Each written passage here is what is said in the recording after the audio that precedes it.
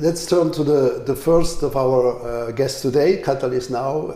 Catalyst Now is one of the important partners for the youth side, and we are working together already for 3 or 4 years now.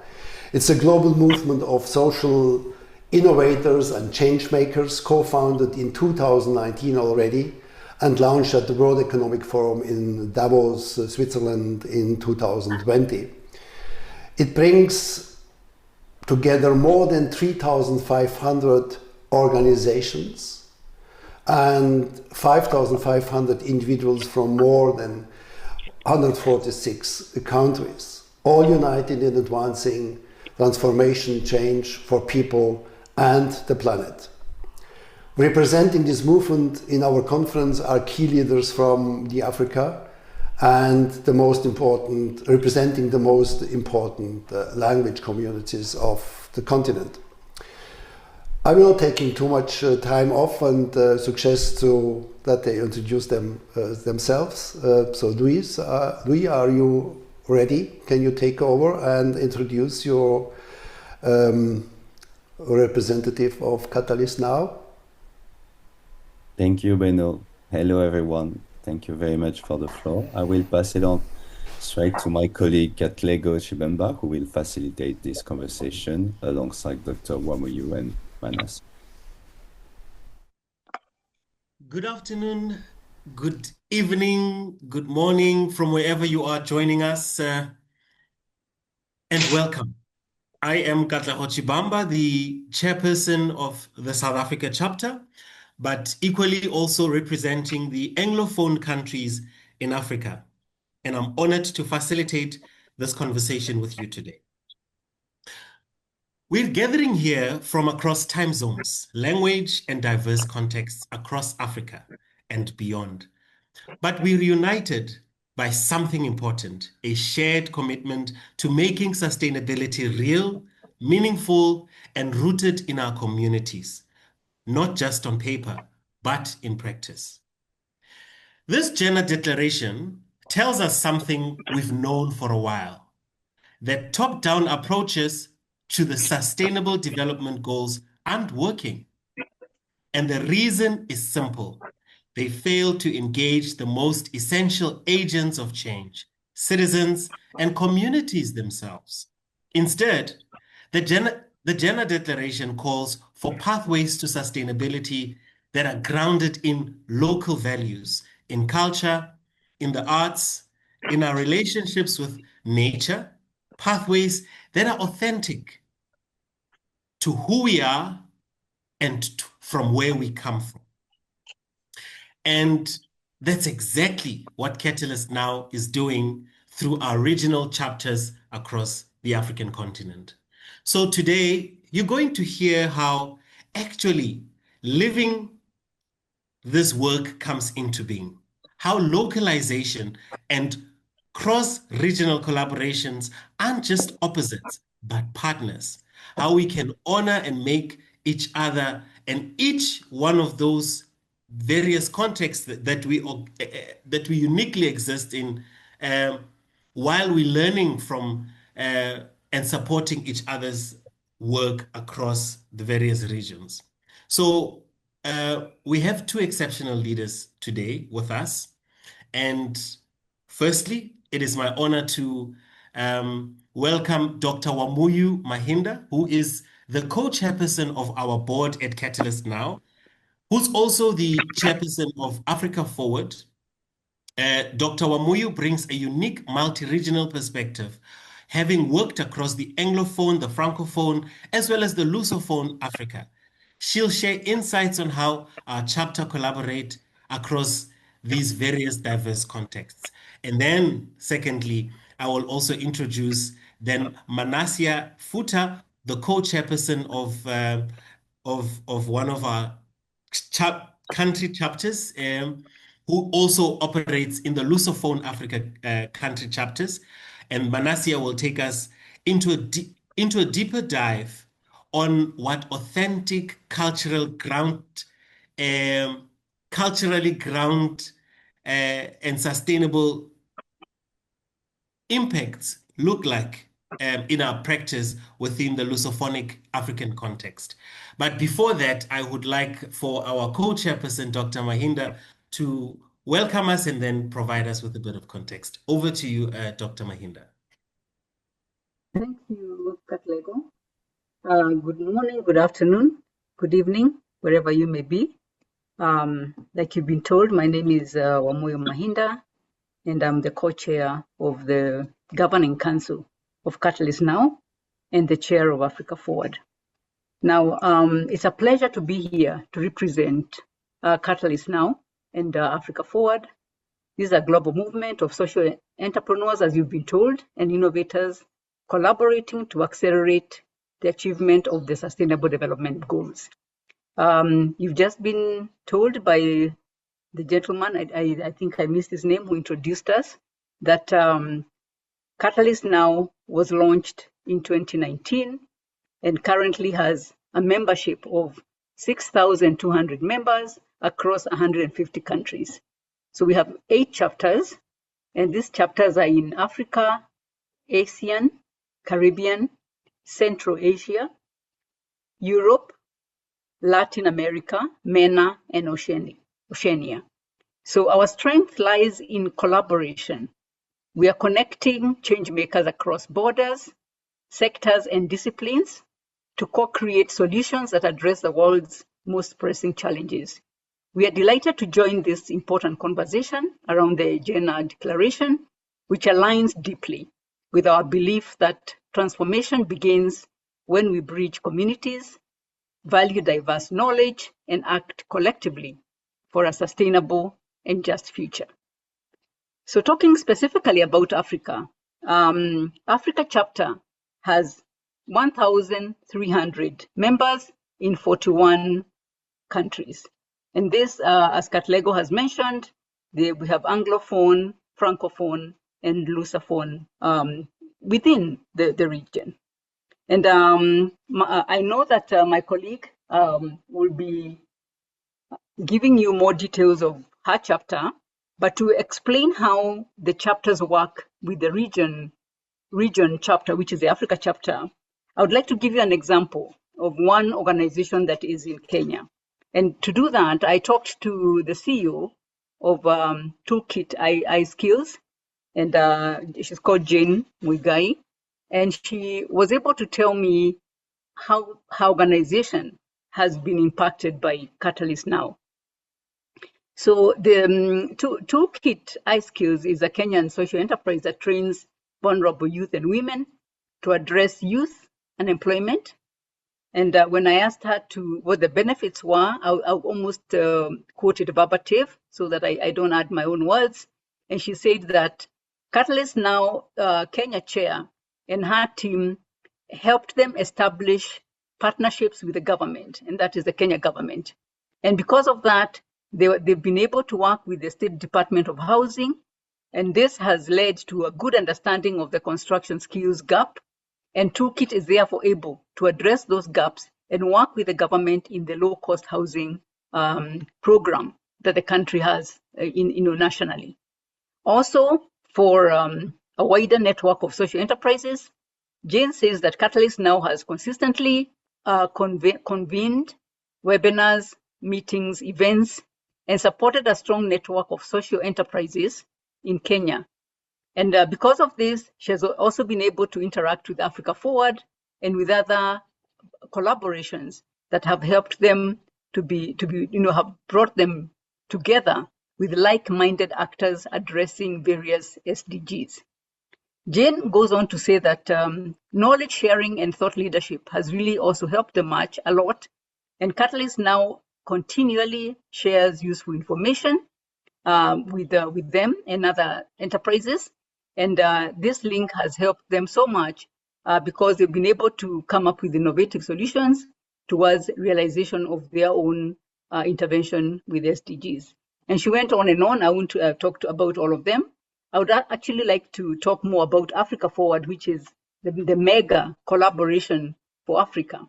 Because to be able to bring all the 41 countries together, we realized that we needed one collaboration that would house all our needs as 41 countries within the same organization that had similar challenges. So the Africa Forward, therefore, has been able to unlock the potential of social enterprises to contribute to inclusive growth. And despite all their, enterprises' potential despite their potential, social entrepreneurs in Africa face persistent challenges that include fragmented ecosystems, limited access to finance and markets, and also weak policy representation. So one of the greatest achievements for Africa Forward has been the hosting the G20 Social Summit that's happening this month in South Africa. The Africa Forward has been able to bring different partners, private sector, government, to this one space that we are calling the Social Summit, and is merging in this context as the continental platform for dialogue, policy influence, and collaboration. So as most of you may know or not, Africa Forward Summit is an official G20 side event, and we're very excited about that. So it's designed to accelerate the growth and recognition of Africa's social and solidarity economy, the SSE, within the broader global discourse.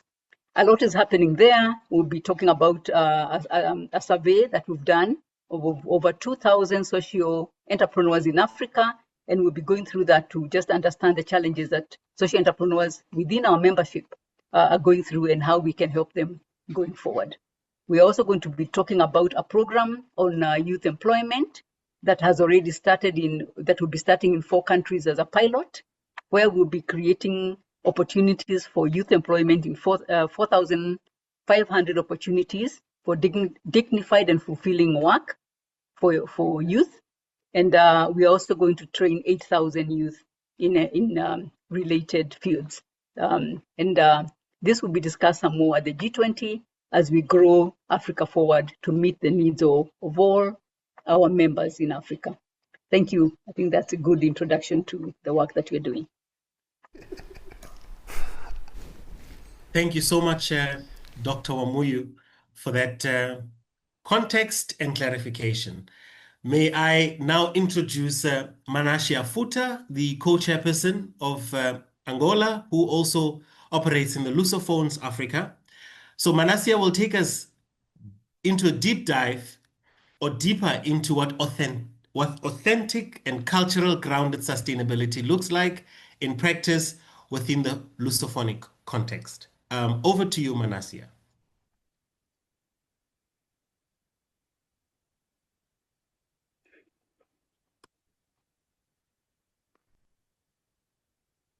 Is Manasia around? No, I think Manasia has issue. She's not here right now. All right. So maybe then that provides me with an opportunity to provide just slightly an opportunity to the South African context, which also operates oftentimes in that's what I'd say it's the frame of work that we often use in the Anglophone kind of space around how we localize, particularly our theory of change. So Catalyst Now South Africa's theory of change is built on simple but powerful belief that young leaders, when connected across sectors and supported with the right tools and networks, can drive transformative change in their communities and beyond. We focus on 3 core pillars: building leadership capacity in young change makers, fostering cross-sector collaboration, because the challenges we face don't really fit neatly into the silos, and we amplify collective impact through networks and partnerships, also recognizing the various challenges that often exist in the fragmentation, especially of the ecosystem in which we operate. So when we talk about our localizing our theory of change, we're asking, how does leadership development look when young people face these specific barriers? How do we build networks that bridge the divide that colonialism and apartheid created, particularly in the context of South Africa? And how do we make sure that collaboration isn't just a buzzword, but something that actually shifts power and resources? So firstly, we ground our leadership development in the principle of Ubuntu, the philosophy that I am because we are. We're not importing individualistic models of leadership. We're cultivating leaders who understand that their success is tied to the community's well-being, who lead with empathy, who see collaboration as a strength rather than competition. Secondly, we intersectional about the language access because we understand that we operate in diversity. We don't only operate, for example, in English. We create spaces where young leaders can engage in the various language that exists in South Africa. We have about 12 different languages, and out of the 12 languages, sign language is one of the official languages that we intentionally ensure that we include in the various contexts in which we operate, where especially mother tongues aren't just barriers, but bridges. Because if we're serious about inclusion, we need to understand that language matters. Thirdly, we build networks that cross the divide of geography, race, and class that still shape our country. We're connecting young leaders in townships, which are spatially segregated sectors previously, where predominantly the previously disadvantaged or marginalized, particularly Black people, were placed. And we connect those young leaders in townships with those in suburbs and rural activists with urban innovators, students, and entrepreneurs. And we're creating the connections that apartheid tried to destroy. Finally, when communities tell us that the climate action in their context means food sovereignty, we listen. Because you cannot come into any community and impose what their solutions should be. The most important is to listen and understand what each community's needs are. So when young women tell us that leadership means safety and body autonomy, we adapt. Our theory of change isn't just rigid, it breathes with the realities of our members and what our members face. So finally, localization is making definitely something stronger by rooting it in the soil in which it needs to grow. It's honoring the wisdom that already exists in our communities. It's building movements that feel like home. And that's where, and exactly the very element on which we are working on as the South Africa chapter. And that's what I see happening across our various chapters in the Anglophone, also in the Lusophone, as well as in the Francophone, and across our entire network. So we're not waiting for permission to adapt. We're leading from where we are. And that's how we build the sustainable, just, and joyful future we all deserve. So it's important for me to then maybe pause here a little bit and then take this back to Dr. Wamuyu, who, Dr. Wamuyu, particularly with regards to the cross-regional collaboration. You've worked across the Anglophone, the Francophone, as well as the Lusophone Africa. Can you share a specific moment when collaboration between these different regional chapters achieved something that would have, in principle, been possible or wouldn't have been possible if each of these various chapters worked independently? Thank you. That's a very interesting question because even with collaboration at the tip of our fingers and minds, it's collaboration is not obvious. And I know that because I've actually researched Africa. My research was on collaboration. And one of the questions I kept on asking is, why aren't we collaborating? And everybody that I asked would say, we want to collaborate, but we don't know how to. And therefore, even as Catalyst now was formed, we came together, but in Africa, we're still 41 countries. We were still like doing things in our own countries and not necessarily collaborating across the different regions. Africa Forward, therefore, and that's why we call Africa Forward the mega collaboration, because it is Africa Forward that actually brought the countries together. And whatever it is that we are thinking at Africa Forward, we are thinking through beyond language, beyond regions, and beyond cultural challenges or differences. So, like for example, when we did the survey on the social entrepreneurs in Africa, we wanted to understand what is happening in every region. What's happening in West Africa? What's happening in East Africa, South Africa? And what going forward, how can we support those different regions with their unique way of work and unique different? I mean, we are unique in our own ways, and therefore we need to embrace the uniqueness and see how to bring that, work positively with that uniqueness. Now, again, now bringing members of Africa to the social summit.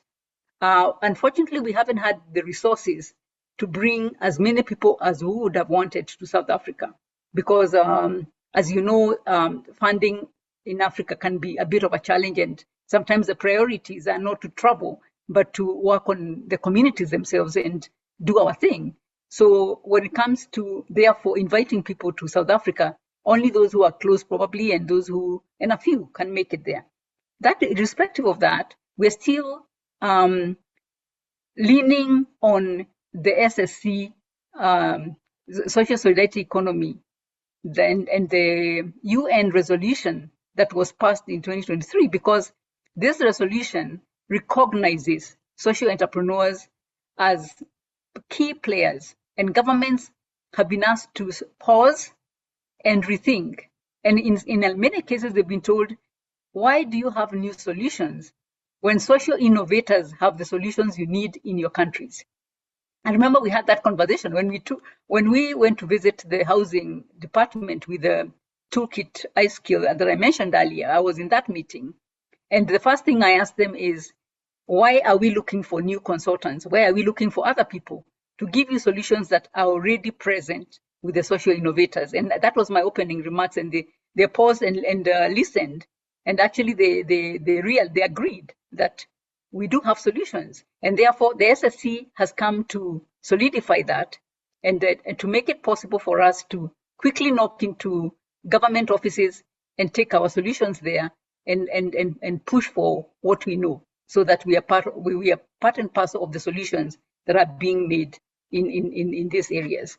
So cross-regional collaboration will therefore now become easier as we lean on SSC, because it means that we are open to working with governments and private sector, and those are the people who will be able to take us across, because they have the resources to ensure that when we meet, we need to try out something new. They're there to give us funding. When we want to travel, they also support us in traveling and also in coming up with innovative ideas, and more importantly, scaling what is already working in Africa. Thank you. Thank you so much. I want us to now hone in a little bit, and thank you for sharing such detailed information on the cross-regional collaborations and also the collaborations that happened between entrepreneurs and government, as well as private sector, and with philanthropy also being a part of it. I want us to now focus a little bit more on localization versus the global framework. The Gender Declaration argues that top-down approaches to the SDGs have fallen short. From your experience leading across multiple regions, what happens when sustainability initiatives ignore local cultural values or aesthetics? And conversely, what becomes possible when they're centered? Yeah, that question can be very political, and I try very hard I'll try very hard not to be political around it, because what has happened is that in Africa we have tried to solve problems using solutions that have been brought to us together with the resourcing. So somebody comes with money and also tells you how to use their money, if you like. And that has been a great challenge. So in a situation where we say that the solutions, we have homegrown solutions, and the homegrown solutions have been working for many years. And therefore, what we need to do is scale those solutions. Or if we are going to innovate around them, we rely on what made them work in the first place. And I want to give you an example of a tech solution, because then you can see where I'm coming from. In Kenya, and I think it's in Africa, we have a tech solution called Mtiba. Tiba is cure in Kiswahili, and it is an IT solution for should I say paying for medical cover. So what happens is that using what in Kenya we had called Harambee, people putting in money together earlier, this system allows you to save little by little into this kitty that is a technology enabled kitty, and then when you need that money to get treated, you pull from that resource. So in other words, you're not expected to have an expensive cover, you're not expected to have money in your pocket, but using what we already know in Kenya as Harambee, pulling together, we pull together and are able to solve the problem of curing a person who is sick at that moment in time. So that works. And the other, we also have solar solutions in Kenya that are working, say M-Copper.